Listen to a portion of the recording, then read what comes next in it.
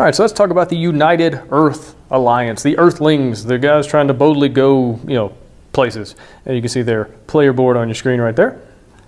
All right, so they start off with 2 D6s and a D8, so a couple of just normal dice, and then this bigger kind of dreadnought warship kind of thing. Not as good as the Noxian Empire ship, but still pretty good, still pretty formidable in combat, can help you win some points there at the end of the game. And let's talk about their structure. So the first one, you have the circular token here, the colony, which allows you to get resources based on where it is. So this colony here would allow you to get a graphene resource anytime you did an exploit action. And the next thing are these warp gates. Now these are pretty cool. This is also the first level of their upgrade track. So once you get a warp gate on a planet, and you'll also notice that you start off with one on Earth, not only you get victory points at the end of the game, but you can also, as a free action, anytime on your turn. So this is at the beginning, the middle, even right after your second action, at the very end before the next player goes, you can use it as just a free action to move any of your ships from one planet with a warp gate to another. And so let's say, I built that, I've got the first level upgrade, and I want to use the warp gate on my turn, I would just go, boom. There it is. I didn't have to flick, I didn't have to move, I didn't have to do anything like that. I could just appear there. So basically they want to use these warp gates to move, all over the galaxy and kind of spread out and be able to jump around. And so let's say you see the Noxian dreadnought over here, the giant warship that's right here, and it's like, it's probably coming for me. So on my turn, I'm going to warp back so it can't hit me. So you can do some different offensive, defensive kinds of things. Maybe there's a deliver mission over here and you want to just boom and turn that in and get that real easy. That's a great way to do that. The next thing on their upgrade track is you get 1 reflick per move action. So let's say I was trying to go from Earth over here to this planet and I just whiff. Oh, well, in this case, I would get to do it again. So I could bring it back. You have to put it back on whatever side it was. It was on a 6, so I had to put it back on 6, and I get to reflick. Let's say I want to go there, but you get to reflick, and so it's really helpful, especially if you're not a great flicker. If if you coughed while you're flicking, or you sneezed or something like that, and you had a bad flick, this will kind of help you mitigate that and get another shot. And then the last thing on their upgrade track is you get extra points for colonies, and so they really want to spread out. They really want to explore and build stuff in different places, and so you get bonus points for your colonies, and so that's a really good way to get a lot of points towards the end of the game.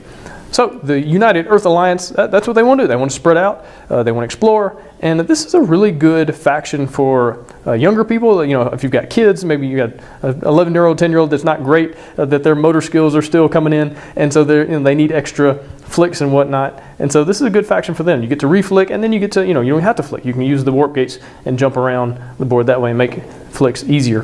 And so this is a really good faction for kids, and also for people who just aren't very good at flicking. So if you get that person in your group that hates dexterity games, that hate flicking games because they're not any good at them, this is a good faction for them to use because they don't have to flick as much, and they can kind of mitigate the number of times that they have to use move actions. So that's the United Earth Alliance. All right, so let's talk about the Noxian Empire. You can see their player board there on the screen, and this is the warrior race. These are the guys that they want combat. They want to run around the galaxy blowing stuff up, but it's not necessarily their fault. As you can see on their planet, it's kind of being destroyed. It's slowly breaking apart. We're in the midst of a really bitter war with another faction that's hopefully going to be opened up with one of the stretch goals. I'm really excited about that one, called the Dominion of Doracor. But anyway, this really bitter war between the two, and in the process of that war, their planet kind of got destroyed, or at least it's on its way to being destroyed. Not quite there yet, so you got these last remaining Noxian ships getting off the planet, trying to find a new home, so to speak. So they're trying to go out into the galaxy and find a new place to live, but also to bring a little bit of pain and suffering to some other people, just so they're not the only ones that feel like they've lost something. And so they've got these really kind of beefy ships. They have a 12-sided die and then 2 8-sided die. So they're really good at combat, and you'll also see that in their abilities, their upgrades, and things like that. All right, so let's talk about their buildings first. First thing is an outpost.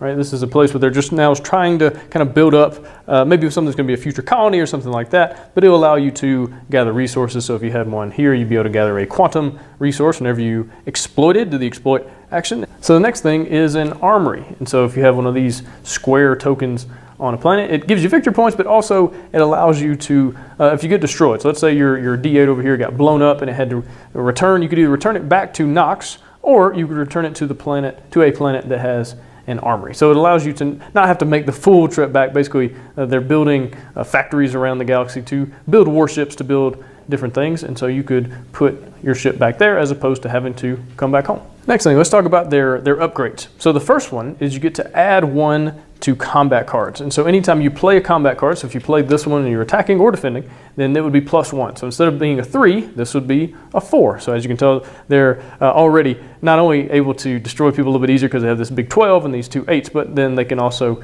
add more to their combat cards, making it a little hard to destroy their ships. So let's look at the next thing on their upgrade track, and it says 1 reflick per attack action. So let's say for a moment that this poor pitiful blue ship, this Corvallis ship, was sitting there as a 1, and it's just right outside their home planet. It just looks so enticing, and so you say, I'm going to attack them. So you take your hyperspace token out here, you can play cards, and then let's say you want to use your big beefy 12 trying to attack them. Well, what this upgrade allows you to do, let's say you totally miss. Well, you get to go again, you get to do it again. So you take it, whatever number it was supposed to be on, you put it back. So 12, like let's say it had rolled, no, to a 1. Okay, well, I get to put it back at 12.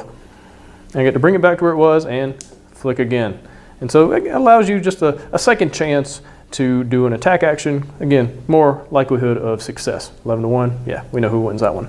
And then if you max out the upgrade track, then all your combat victories are +1. And so normally you get a 1-point token for any combat victory, so I would have won that one right there, and I've gotten this 1-point token, and now at the end of the game that would actually be worth 2. And so as you can tell, the Noxian Empire, they really want to blow stuff up. They want to travel around the galaxy, you know, destroying other ships. And so if you've got somebody in your play group that really likes combat, really likes blowing stuff up, this is the faction for them. All right, so let's talk about the Surge, and there you can see their player board on the screen. And these guys originate from somewhere deep inside this asteroid field. Nobody really knows where they came from, how they came to exist, or how they took over their first ship. But anyway, they did it, and now they're trying to spread throughout the galaxy. They're kind of like the Flood from Halo. They want to take over your brain. They want to take your stuff and kind of make it theirs. They take over technology, they take over living tissue, and yeah, that's kind of what their deal is. And so they're trying to spread throughout the galaxy, spread their hatcheries, and eventually take things over. And they have 2 D4s and a D6 that all originate here on this asteroid field. And for buildings, first one, they have the circular token here is a hive, and so it allows you to get resources. So if you had one there, you get a tech resource during an exploit action. And they also have these square tokens, which are hatcheries, right? And these don't really do much for you, but you got a bunch of them. So they have a whole bunch of these. They have the most buildings of any other faction. And so if they're able to get their engine going and really start building a lot of different structures around the galaxy, they can get a lot of points in not a lot of time. Their structures are also a lot cheaper than everybody else's. And so if they can get things moving, if you don't keep them in check, they will spread without you even realizing it. All right, so let's talk about their upgrade track. Now, the first thing you'll see on there is that you can flick 1 bug per turn, and you get this little token, this little wooden disc right here, and it goes on your asteroid field. And you can flick it from anywhere inside the asteroid field, inside the circle here, and it's a little nasty beast there. Because you might be thinking, oh gosh, they only use D4s. I mean, that's going to be really hard for them to win any kind of combat or do anything like that. But that's where this bug comes in, this parasite. Because what happens is, let's say somebody gets a little too close. Let's say this big D12 gets a little bit too close to your asteroid field, or heck, you can go all the way across the board if you want to, but they get too close, you can flick this at the beginning of your turn. Has to be the beginning. If you forget, too bad, you have to wait till your next turn. But if it comes into contact with any other ship, any of your opponent's ship, has to be the first one that you hit. You now own that ship. That's now mine. It's no longer the Noxian Empire's giant warship. It's now mine. And now I can use it to go around the board and do it for anything I want. If I want to attack other people, I can. If I want to use it to exploit things, I can. If I just want to send it off into the, into the void, lost in space, I can do that too, because it's now mine. At the end of the turn, the bug goes back on top of here, and it will stay there. The only way for a person to get their ship back is if they use a return action. They can just take it, and that would come back here. The bug would come back to my asteroid field. They take their ship, return it to their home planet, or let's say the bug is there and it's not my turn, somebody else's turn, or even it's my turn, and somebody accidentally knocks it off. If the bug ever falls off for any reason other than on purpose, if somebody can't be like, whoops, that doesn't work. But if they knock the bug off just through a move action or through an attack action, if it falls off, then the bug comes back home, that ship goes back to the original owner. Or if I just decide I want to use the bug again on a future turn. So if it comes back around, it's my turn again, I decide, I don't want this warship, I want this other ship way across the other part of the galaxy, I can take the bug back off and flick it again, and the ship would go back to the original owner. So that's a nice little thing, and it allows you to keep other players in check. So if you have someone that's going around the board, destroying other people, you're like, nope, that's mine now. Or if you just don't want to use your D4s, you want to take somebody else's stuff, you can do that. So the next thing is that your mothership can't be destroyed. So your mothership is this bigger, is this D6. You have the two D4s that are kind of small ones, and you have the D6, just your mothership. So what happens with it? Let's say it gets destroyed on a future turn. So 10 to 6, hey, he gets blown up. Normally you'd have to bring it back to your home planet. If you have that upgrade, it stays where it is. So you can choose to leave it there. You can choose to bring it back. It's up to you. So if you want to leave the ship there, maybe you've got something over here you're trying to work on, trying to build something, somebody blows you up, and you want to leave it there, you can't. Because basically the Surge, they pull stuff back together. They use this kind of tissue that they're made of to pull ships back together to keep them held together and then keep flying. They don't breathe oxygen or anything like that. And so they can kind of hold stuff together. And the last one is you get an extra bonus point for each hatchery. So again, these hatcheries are a big deal for them. They want to build as many as they can. And so normally they're worth 2 points at the end of the game. But if you get this upgrade, they're worth 3. So you can get a lot of bonus points if you build those and get that final upgrade. So again, they want to spread. They want to go in every planet, build hatcheries on every planet, and eventually take over everything. All right, so let's talk about the Koravali Trade Federation. You can see their player board on the screen there. And these guys, they start off with 3d6. Their fleet's a little more consistent than the rest. They don't have some kind of big warship or dreadnought or anything like that because they're a trade federation. They want to run around the board, run around the galaxy, and deliver stuff and complete missions, and that's kind of the basis of their strategy in the game. Now, as far as structures, their round token are what's known as markets, and this just allows you to exploit on planets and gather that resource. And then their square structures are called warehouses, and these are pretty cool with what they allow you to do. So if you have a warehouse on a planet and you have a ship on that same planet, it allows you to trade 1-for-1 resource. And so let's say you've got a trade good, but you really need a quantum. If you have a warehouse on a planet and a ship, you can basically just discard the trade good and take the quantum. So it kind of lets you take some things out of storage, so to speak. So if you need to complete a deliver mission or do something building wise, this really helps out with that. All right, so let's talk about their upgrade track. Well, the first upgrade, it just allows you to use those warehouses. So once you hit that upgrade, the warehouses are actually useful. The next one, it allows you to use what are known as claim tokens, this KTF claim token. And so this allows you to basically hold a mission card. So let's say this mission card's on the board and you're not quite able to get to it on your turn, but you'll maybe be able to get to it next turn, something like that, but you're afraid maybe somebody will take it out from underneath you. And so you can place one of your claim tokens. You start off with 2 of these on that card, and so play would continue normally clockwise, but no one on their turn can claim this card. Now you have the rights to it. Once it gets back to your turn, this token is now discarded. You can only use it once during the game, so you only get 2 uses during the game. You got to use them strategically, but then you can complete that mission and get those victory points. And then the last upgrade just gives you bonus points for your deliver mission card. So instead of being worth 2 points, they're all worth 3 points instead. So if you get a lot of these, it can really make or break a game. So other players have to be aware of your missions and what you're doing, running around the board, and the different things that you're completing. They kind of have to keep you in check and make sure you don't get too many points through those deliver missions. And so those are the highlights of the Koravali Trade Federation. All right, so let's talk about the Dominion of Doracor. Now, the Dominion of Doracor, they've kind of shown up to this part of the galaxy out of nowhere. They showed up through this black hole here, and they came with a couple of smaller ships, these D6s, and then also this big D20, this Star of Death type ship, you might say, from other stories.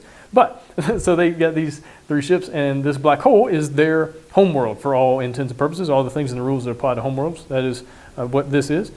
And their first type of structure is not exactly a structure, it's known as a governor. Basically, they are taking over this part of the galaxy, whether you like it or not, and if you fight them, they'll blow your planet up, but we'll talk about that in just a second. So the governors, basically they install a governor onto planets, and that allows them to take resources from that planet. They are overseeing, they are putting you under their will, so to speak.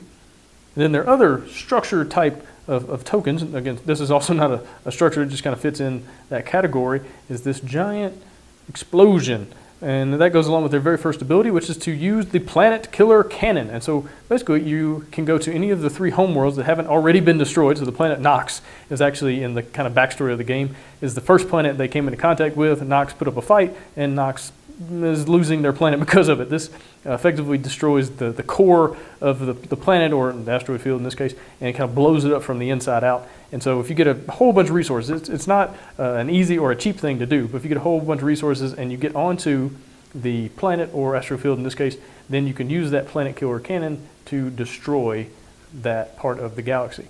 Now, as far as gameplay, it doesn't affect that player so much. It's really just about victory points and about feeling really cool as you blow up their stuff.